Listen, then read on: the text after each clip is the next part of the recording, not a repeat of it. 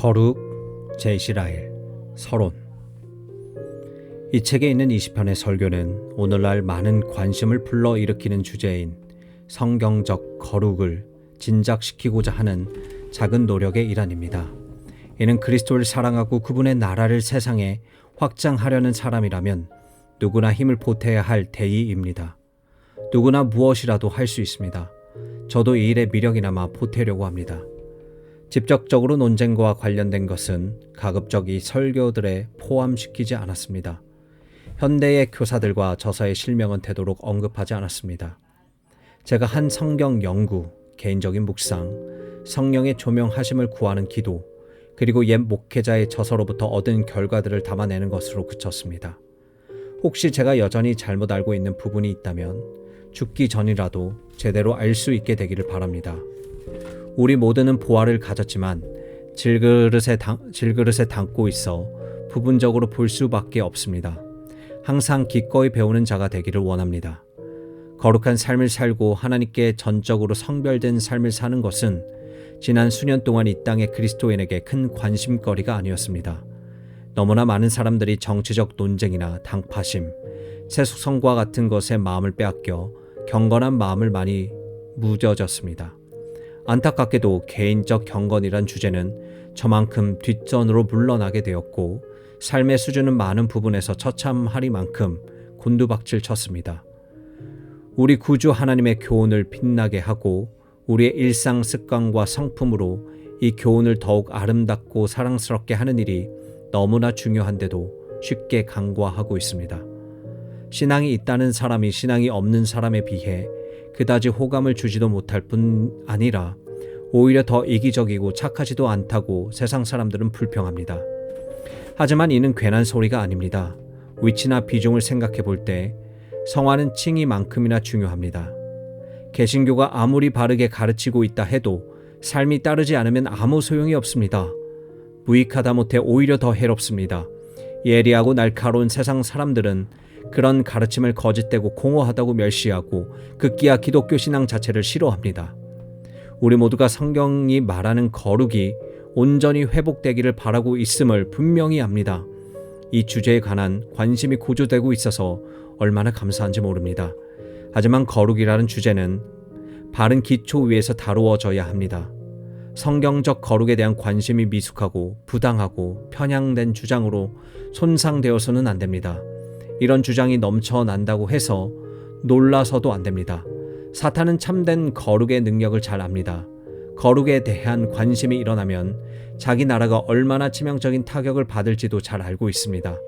그래서 사탄은 하나님의 진리 가운데 유독 이 부분에 대한 논쟁과 갈등을 조장하려고 합니다. 지난날 칭의에 대한 사람들의 생각을 혼란스럽게 하고 신비적으로 만드는데 사탄이 성공했던 것처럼 오늘날에도 성화에 대한 무지한 말로 생각을 어둡게 하려고 애쓰고 있습니다. 주께서 사탄을 꾸짖으시기를 원합니다. 하지만 악을 통하여서도 선이 이루어지며 논쟁을 통해 진리가 도출되며 성화에 대한 다양한 의견들로 인해 우리가 더욱더 성경을 탐구하고 더 기도하고 성령의 생각이 무엇인지 알기 위해 더 부지런히 힘쓸 것이라는 기대를 가져봅니다. 저는 오늘날 성화라는 주제에 특별히 관심을 기울이는 분들에게 인문적인 지침이라도 제공하는 것이 저의 의무라고 생각하며 이 책을 펴냅니다. 물론 어떤 면에서 저의 지침이 단정적으로 다가갈 수도 있고 그것 때문에 마음이 상하는 사람들도 있을 것입니다.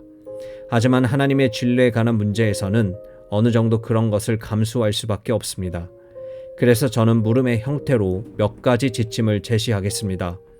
여러분은 이 지침을 이 시대를 향해 던지는 거룩에 관한 경고라고 생각하시기를 바랍니다. 첫 번째, 성화 교리를 다루는 많은 사람이 오직 믿음만이 우리에게 필요하다고 하는데 이것은 과연 지혜로운 일인지 묻고 싶습니다. 회심한 사람의 거룩은 개인적인 노력과 전혀 상관없이 오직 믿음을 통해서만 이루어진다고 대담하게 주장하는 사람이 많은데 과연 이런 주장이 지혜로운 것입니까? 저는 그것이 궁금합니다. 그리스도를 믿는 믿음은 모든 거룩의 뿌리입니다. 거룩한 삶의 첫걸음은 그리스도를 믿는 것입니다.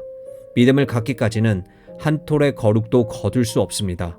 믿음을 통한 그리스도와의 연합은 거룩한 삶의 시작일 뿐 아니라 거룩한 삶을 이어가는 비밀입니다. 그리스도인은 하나님의 아들을 믿는 믿음으로 이 땅을 살아가야 합니다.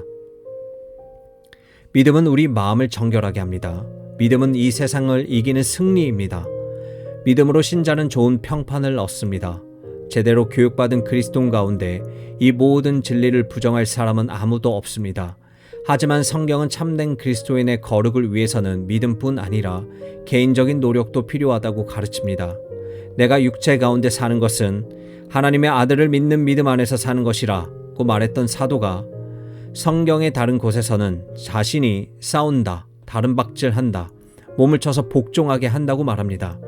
그것만이 아닙니다. 자신을 깨끗하게 하자고도 하고 힘쓸지니라고도 하고 모든 무거운 것을 벗어버리자고도 합니다. 더구나 믿음이 우리를 의롭게 하는 것과 같은 방식으로 우리를 거룩하게도 할 것이라는 가르침은 성경 어디에도 찾아볼 수 없습니다.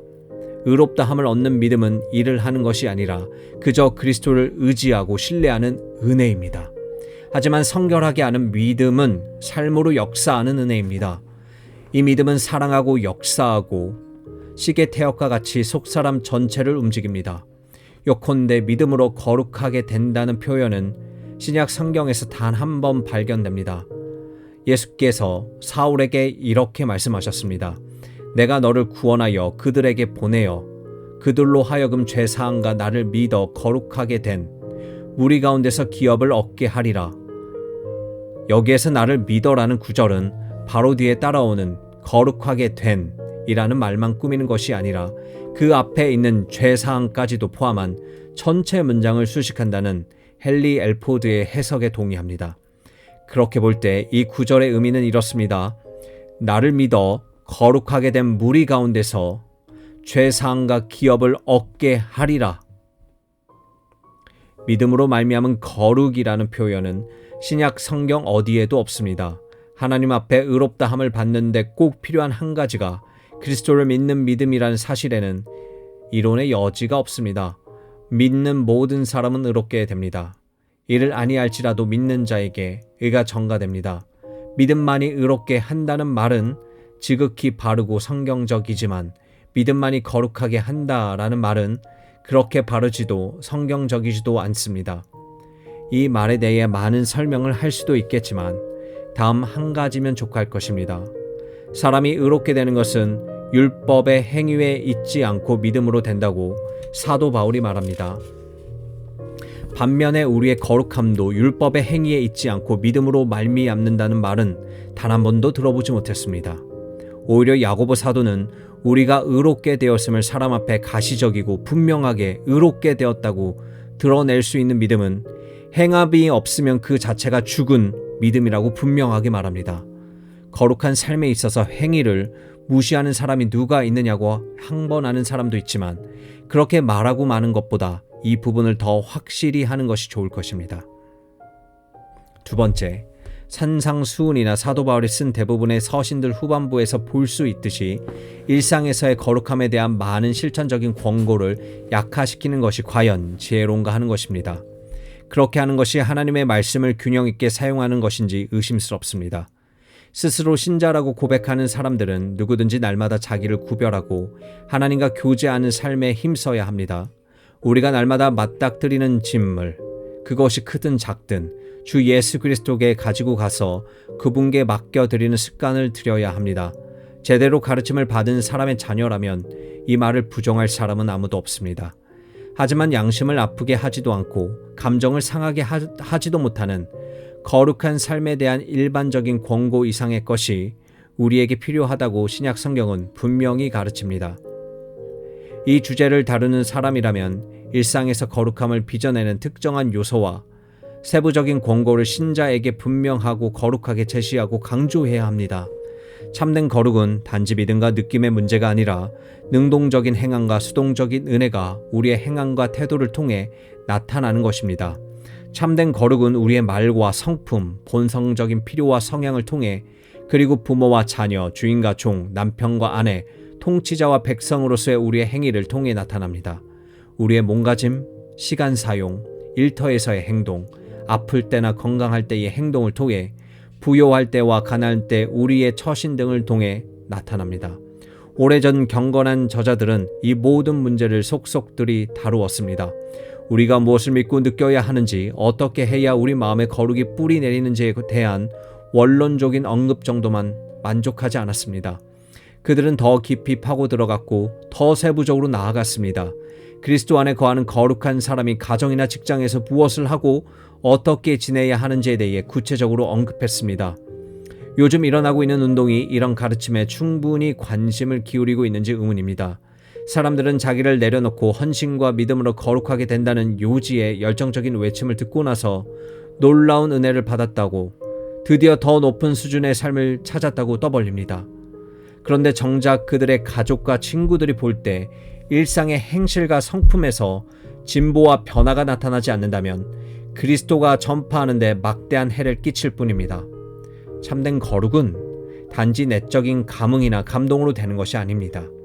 눈물을 흐르고 탄식하고 흥분하고 맥박이 빨라진다고 되는 것도 아닙니다. 자기가 좋아하는 설교자와의 교파에 대해 강한 애착을 느끼고 우리와 의견이 맞서는 모든 사람과 기꺼이 싸우려는 분명한 태도가 있다고 되는 것도 아닙니다. 거룩은 그리스도의 형상을 덧입는 것으로 자신의 개인적인 삶과 습관과 성품과 행실을 통해 다른 사람에게 나타내 보이는 것입니다. 세 번째, 모호하고 막연한 말로 완전을 이야기하고 성경으로나 사람의 경험으로나 전혀 근거 없는 거룩의 표준을 이 땅에서 얻을 수 있는 양 그리스도인을 다그치는 것이 지혜롭습니까? 저는 그것이 궁금합니다. 성경을 주의 깊게 읽는 사람이라면 신자에게 하나님을 두려워하는 가운데서 거룩함을 온전히 이루어 완전한 대로 나아가고 온전하게 되라고 권면하는 것을 부정할 사람은 없을 것입니다. 그러나 성경에서 생각이나 말, 행실, 태도로 짓는 죄로부터 완전하고 흠없는 자유를 얻을 수 있다고 하는 문자적인 원전을 가르치는 구절도 하나도 보지 못했습니다. 그뿐 아니라 아담의 후손 가운데 이 세상에서 그것을 얻을 사람이 있다는 소리를 전혀 들어보지 못했습니다. 온전한 지식과 전반적으로 조화로운 관계, 교리적인 완벽함 등은 경건한 하나님의 백성 가운데서 이따금 발견됩니다. 하지만 모든 세대를 통틀어 가장 탁월한 하나님의 성도라 할지라도 스스로 절대적이고 문자적인 완전에 이르렀다고 할 수 없습니다. 오히려 그들은 자신이 전적인 무가치와 불완전함을 항상 절감했습니다. 성령의 빛을 더 누리는 사람일수록 무수하게 많은 흠과 부족함을 자신에게 보였습니다. 더 많은 은혜를 받은 사람일수록 더 큰 겸손으로 허리를 동였습니다. 성경의 생애가 상세히 기록된 사람치고 절대적으로 문자적인 완전에 이르렀다고 말할 수 있는 사람이 누구입니까? 그들 중 스스로 완전에서 벗어났다고 말하는 사람이 누가 있습니까? 오히려 다윗과 사도 바울, 사도 요한과 같은 사람들은 강한 어조로 자기 마음에서 느낀 연약함과 제약을 이야기하고 있지 않습니까? 현대 거룩한 사람들은 한결같이 놀라운 겸손의 소유자들이었습니다. 순교자 존 브래드퍼트, 리처드 후커, 제임스 어셔, 리처드 백스터, 세뮤얼 리더펀드, 로버트 맥체인 같은 이들보다 더 거룩한 사람을 본 적 있습니까? 이들은 자신들의 편지와 저서들에서 스스로를 자비와 은혜에 빚진 자라고 적고 있습니다. 그리고 이들이 자신을 일컫는 말 가운데 가장 멀게 느껴졌던 말이 바로 완전이라는 단어였습니다. 이런 사실을 비춰볼 때 오늘날 많이 사용하고 있는 완전과 관계된 말의 의문을 제기할 수밖에 없습니다. 또한 이런 말을 사용하는 사람은 죄의 본질이나 하나님의 성품, 자신의 마음, 성경, 용어, 정의 등에 무지하다고 생각할 수밖에 없습니다. 처음 믿음을 갖게 되었을 때 큰 죄에 빠진 나를 위해 같은 찬송이 맞았지만 지금 자신은 그 찬송가를 부를 단계는 지났고 그 내용은 자기가 지금 경험하고 있는 수준과 맞지 않다고 시큰둥하게 말하는 사람은 그 영혼이 아주 건강하지 않다고 생각할 수밖에 없습니다. 육신을 입고 있는 동안에도 죄를 짓지 않고 살 수 있다고 하면서 자신은 지난 3개월 동안 제약된 생각을 전혀 하지 않았다고 말하는 사람은 아주 무지하다고 생각할 수밖에 없습니다. 저는 이런 가르침을 거부합니다. 이런 가르침은 유익하지 않을 뿐 아니라 아주 해롭습니다. 이런 가르침이 진리가 아니라고 잘못된 것이라고 사실을 간파한 세상에 지각 있는 사람들은 기독교 신앙을 무시하고 거부합니다. 잊지도 않는 완전에 이르지 못하는 것 때문에 선한 하나님의 자녀들이 심륜에 빠지기도 합니다. 반대로 이런 가르침을 인해 연약한 형제들이 아무것도 아닌데도 자신이 무언가 되는 것처럼 착각하여 한껏 부풀어 오르기도 합니다.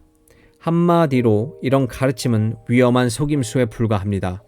네 번째, 로마서 7장의 내용이 성숙한 그리스도인의 경험과 묘사한 것이 아니고 아직 회심하지 못한 사람이나 연약한 초신자의 경험이라고 억지 주장을 하는 것이 과연 지혜롭습니까? 그것이 궁금합니다. 이 문제는 사도 바울이 서신을 기록한 이래로 1800년 동안 논란거리였습니다. 현대 탁월한 기독교 작가들은 말할 것도 없고 약 100여 년 전에 살았던 존 웨슬리와 찰스 웨슬리, 존 플래처까지도 로마서 7장이 사도 바울 자신의 현재 경험을 기록한 것이 아니라고 단호히 주장했다는 것을 잘 압니다. 많은 사람들이 이 본문을 저와 다르게 본다는 것을 잘 압니다. 그런데도 사도 바울의 로마서 7장 기록은 모든 시대의 성숙한 성도들이 자기 경험을 기록해 놓은 것과 정확히 일치합니다. 오히려 이 기록은 거듭나지 않은 사람이라는 연약한 신자의 입에서는 결코 나올 수 없는 말입니다. 저는 그렇게 생각합니다. 하지만 지금 로마서 7장을 세세하게 논의할 마음은 없습니다. 제가 강조하고 싶은 것은 교회사의 탁월한 주석가들이 대부분 한결같이 로마서 7장을 성숙한 신자의 고백으로 본다는 사실입니다. 물론 예외가 있기는 합니다. 여기에 반대하는 주석가들은 대부분은 소키누스주의자, 아르미니우스주의자, 로마 카톨릭 교도입니다. 대부분의 종교 개혁자들과 총교들과 탁월한 현대 복음주의 신학자들은 그렇지 않습니다. 물론 항상 옳은 사람은 없습니다. 종교 개혁자들이나 청교자들이 현대 신학자들이 잘못 해석할 수도 있고 로마 카톨릭 교회도 소키누스주의자나 아르미니스주의자가 옳을 수도 있습니다. 예수께서는 누구도 지도자라 칭함을 받지 말라고 말씀하셨습니다. 저는 지금 종교 개혁자들이나 청교도들을 지도자라고 말하는 것이 아닙니다. 이 주제를 위해 그들의 글을 읽어보면 할 수 있는 한 그들의 주장을 한번 뒤집어 보라는 것입니다. 그런데 아직까지 그들의 주장을 뒤집은 사람은 아직 보지 못했습니다. 그들은 바라는 것은 인간의 교리나 인간의 가르침에서 비롯된 대답이 아닙니다. 중요한 것은 성경 본문이 의미하는 바가 무엇인가, 로마가 7장을 어떻게 해석해야 하는가, 이 말씀의 참된 의미가 무엇인가 하는 것입니다. 우리는 이 본문에 대한 역사적 논의가 아직도 계속되고 있다는 사실을 기억해야 합니다. 한편에는 종교 개혁자들과 청교자들의 견해와 해석이 있고 다른 한편에는 로마 카톨릭 교도와 소키니우스 주의자와 아르미니스 주의자의 견해 해석이 있습니다. 로마서 7장에 대한 아르미니우스주의 해석을 지지하는 사람이 최근에 자신들과 반대하는 견해에 대해 비아냥거리고 조소하고 무시하는 말로 일관했습니다. 제 생각에는 이 논의에서 그런 식으로 말하는 것은 아주 적절하지 않습니다. 그렇게 말하는 사람이 옹호하는 견해에 대해서는 의심하게 만듭니다. 진리를 변호하는데 그런 무기가 필요합니다. 동의하지 않은 견해가 있다 해서 무례하게 일갈할 필요는 없습니다. 종교개혁자들과 청교도들이 지지하는 견해가 19세기를 사는 모든 사람의 생각을 사로잡지 못한다 해도 무시하는 말을 해서는 안 됩니다. 다섯 번째, 오늘날 우리 안에 계시는 그리스도의 교리를 말하는 사람이 흔히 사용하는 말은 과연 지혜로운 말입니까? 저는 그것이 궁금합니다. 이 교리가 성경에서 의도한 것 이상으로 높아져 있지 않습니까? 사실 그것이 우려됩니다. 신약 성경을 주의 깊게 읽는 독자라면 참된 신자는 그리스도와 하나여 그리스도와 그 안에 거하신다는 사실을 전혀 부인하지 않을 것입니다. 다시 말하면 이것이 그리스도와 신자의 신비로운 연합입니다. 신자는 그리스도와 함께 죽어서 그와 함께 장사되고 그와 함께 다시 살고 그와 함께 하늘에 앉으셨습니다. 그리스도가 우리 안에 계시다는 사실을 분명히 가르치는 성경 구절이 5군데 있습니다. 우리는 이 구절이 의미하는 바를 잘 알아야 합니다. 믿음으로 말미암아 그리스도께서 우리 마음에 계시고 성령으로 우리 안에 자신의 일을 해가신다는 사실은 누가 보아도 분명하고 명확합니다. 하지만 이런 의미를 넘어서 신자 안에 거하시는 그리스도의 신비로운 내주심을 말할 때에는 그 의미를 더욱더 주의 깊게 살펴야 합니다. 그렇지 않으면 자칫 성령의 사역을 무시하게 됩니다. 선택은 성령 하나님의 고유한 사역이요, 대속과 화해는 중보는 성자 하나님의 고유한 사역이요, 성화는 성령 하나님의 고유한 사역입니다. 우리는 예수를 떠나고 나면 그분을 대신하여 영원히 우리와 함께 거하실 또 다른 보혜사를 보내겠다고 하신 약속을 잊어서는 안 됩니다. 다시 말해 우리가 그리스도를 영화롭게 한다고 하는 것이 자칫 그리스도께서 우리에게 주신 특별하고도 고유한 선물인 성령을 함부로 하는 결과를 낳을 수도 있다는 것입니다. 하나님의 그리스도는 우리 마음에 계시고 천국에도 계시고 두세 사람의 이름으로 모인 곳에 계시고 어디에나 계십니다.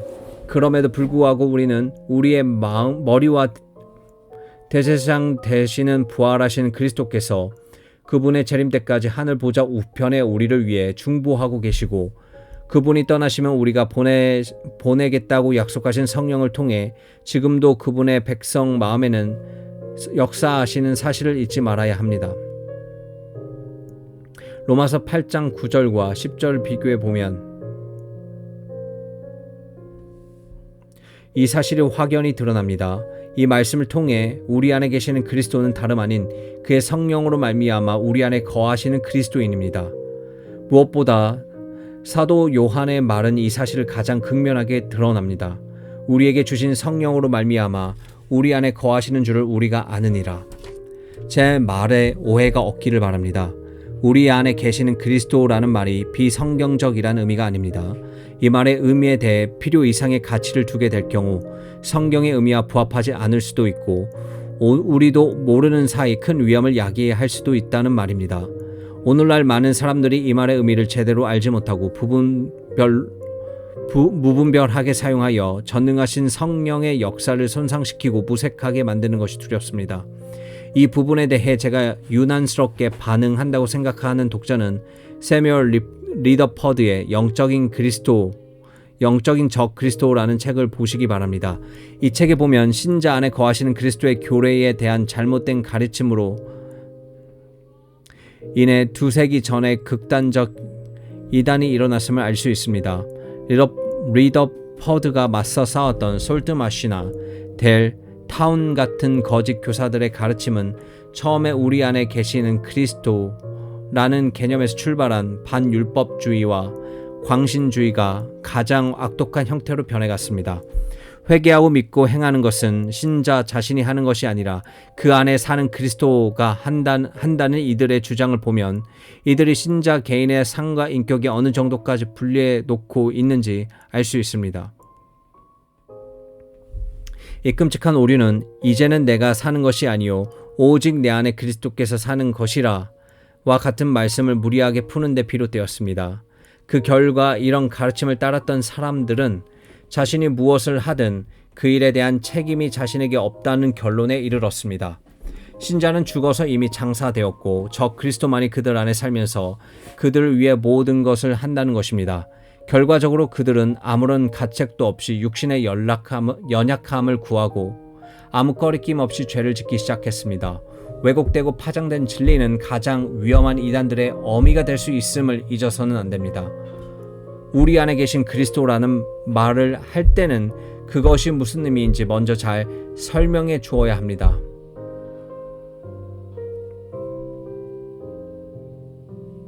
오늘날 이 일을 소홀히 하는 사람이 많습니다. 6장 오늘날 많은 사람들이 회심과 성별 또는 회심과 더 높은 수준의 삶을 서로 전혀 다른 것으로 생각하고 분명하게 선을 긋는 것을 봅니다. 이 둘은 완전히 구분하는 것이 과연 지혜로운 일입니까? 하나님의 말씀을 이 두 가지가 분명되어 있습니다. 저는 그것이 궁금합니다. 물론 이런 가르침은 전혀 새로운 것이 아닙니다.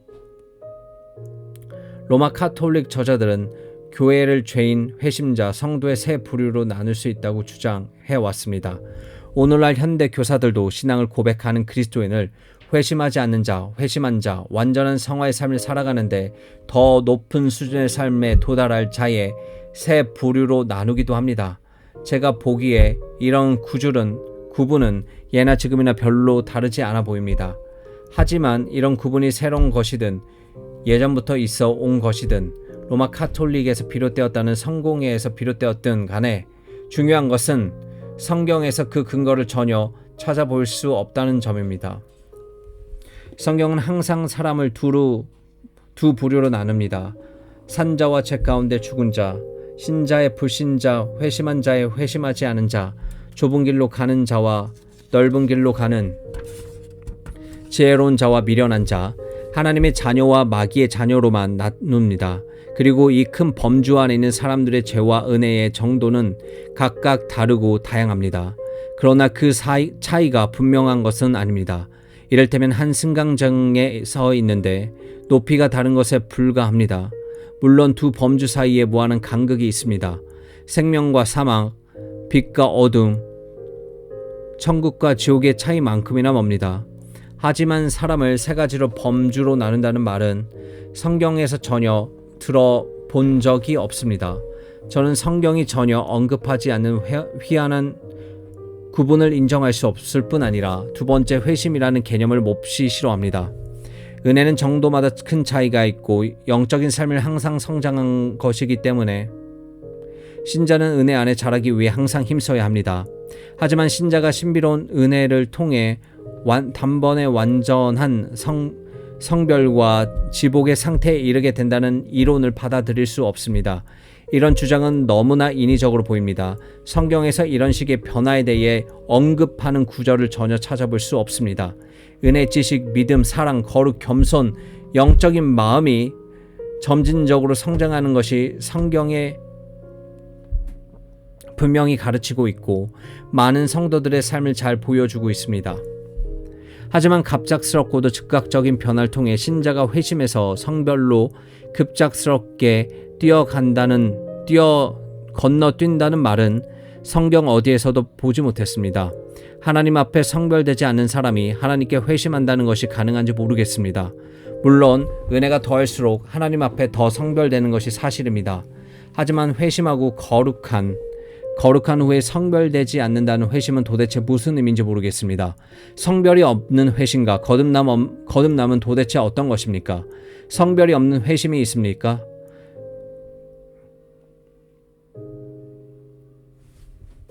회심이 가진 엄청난 은총을 포함하려고 얕보는 것이 아닙니다. 두 번째 회심으로서의 더 높은 수준의 삶을 신자에게 촉구하는 사람은 성경이 새 사람, 새 창조, 영적인 부활이라 일컫는 위대한 처음 변화의 길이와 넓이와 깊이와 높이를 경시하는 것이 아닙니까? 최근에 성별에 대해 많은 사람이 목소리를 높이는 것을 봅니다. 이들이 만약 회심이 무엇인지 알면서도 이렇게 말하는 것이라면 그들은 회심에 대해 아주 수준 높고 부적당한 견해를 갖고 있는 것이 틀림없습니다. 요컨대 그런 주장을 듣다 보면 이들이 말하는 성별되는 때가 바로 이들이 처음 실제하는 회심하는 때라는 것을 알 수 있습니다. 솔직히 말씀드리면 저는 차라리 옛길을 따르기로 했습니다. 그리스도께서 성별하고 더욱 헌신함으로 은혜 안에서 지속적으로 성장할 가능성과 앞으로 전진해야 될 절대적인 필요를 회심한 모든 사람에게 해마다 역설하는 편이 더 지혜롭고 안전해 보입니다. 대부분의 신자가 지금 누리고 있는 것보다 더 많은 거룩과 하늘의 기쁨을 이 땅에서도 누릴 수 있다는 사실을 반드시 가르쳐야 합니다. 그러나 저는 그 어떤 회심한 사람에게도 두 번째 회심이 필요하다거나 획기적인 거룩함을 이루려 이 땅에서도 완전한 성별을 누릴 수 있다고 말하지 않습니다. 왜냐하면 성경 어디에도 그런 가르침을 볼 수 없기 때문입니다. 또한 가르침은 겸비한 마음을 가진 사람을 더욱 짓누를 뿐 아니라 경박하고 자기를 속이는 사람을 부추겨 아주 위험한 상태에 이르게 할 것이 분명하기 때문입니다. 마지막으로 신자에게 죄와 씨름하고 싸우기보다는 전적으로 자신을 하나님께 드리고 그리스도의 손에 자신을 맡기기만 하라고 가르치는 것이 과연 지혜로운 것입니까? 말씀이 그렇게 말하고 있습니까? 저는 그것이 궁금합니다. 신자의 의무로서 너희 자신을 드리라고 표현하는 신약 성경 단 한 군데도 찾아볼 수 없습니다. 바로 로마서 6장입니다. 13절부터 19절까지 6절에 걸쳐 총 5번 등장합니다. 하지만 여기에서도 우리 자신을 타자에게 수동적으로 맡기다라는 의미는 아닙니다. 그리스도를 배운 학생이라면 이 본문의 의미가 오히려 적극적으로 우리 자신을 들여 성김과 유익과 소용이 되게 하라는 것을 알 수 있습니다. 그러므로 자신을 하나님께 드린다는 말은 이 로마서의 표현과는 전혀 상관이 없습니다. 또한 신약 성경의 서신 전체를 통틀어 30군데 정도에서 신자는 그리스도께서 우리에게 바라시는 일에 온 힘을 다 쏟아야 할 책임이 있고 이 일을 위해 개인적인 모든 노력을 경주해야 한다고 분명히 가르치고 있습니다. 하지만 그 어디에서도 수동적인 주제로서 그저 자신을 드리기만 하라고 말하지 않습니다. 오히려 일어나 일하라고 말씀하십니다. 거룩한 침노, 갈등, 전쟁, 싸움, 군사의 삶, 씨름 등을 참된 그리스도인의 표지로 언급합니다. 에베소서 6장에 나오는 그리스도인이 전신갑주에 대한 이야기만으로도 이 문제에 대한 충분히 대답이 된다고 생각하는 사람이 있습니다. 개인적인 노력 없이 그저 하나님께 자신을 드리기만 한다는 생각은 성화에 대한 가르침은 정확히 17세기 반율법주의적 광신자들의 가르친 것 같습니다. 그들의 가르침 중에서도 가장 해로운 형태라고 할 수 있습니다. 또한 그 가르침은 철로 역정같이 검증된 체계 전체 교훈을 완전히 뒤집는 것입니다. 그 가르침을 받아들이는 것은 존 번연의 고전을 불태워 버리는 것과 다를 바 없습니다. 철로 역정에 나오는 그리스도인이 전혀 씨름하거나 싸우지도 않고 그저 자신을 하나님께 드리는 사람이었다면 저는 성경적 풍요로 가득 찬 책이 헛되이 읽은 것입니다. 사람들은 전혀 다른 두 개의 사실인 칭의와 성화를 계속해서 혼돈할 것이 분명합니다. 칭의를 통해 사람에게 요구할 말은 믿으라, 그저 믿기만 하라는 것이고 성화를 통해 요구할 말은 깨어 기도하고 싸우라는 것입니다. 서로는 이 정도로 마무리하려고 합니다. 오늘의 기독교 현실에 슬픔과 우려를 안고 서론을 마무리한다는 것을 말씀드리지 않을 수 없습니다. 오늘 기독교 신앙을 가졌다는 사람의 태도를 보면 우려되는 것이 참 많습니다. 그들의 미래를 생각하면 두려움이 앞섭니다. 많은 사람들이 놀라울 정도로 성경에 무지하고 따라서 신앙도 견고하지 못합니다.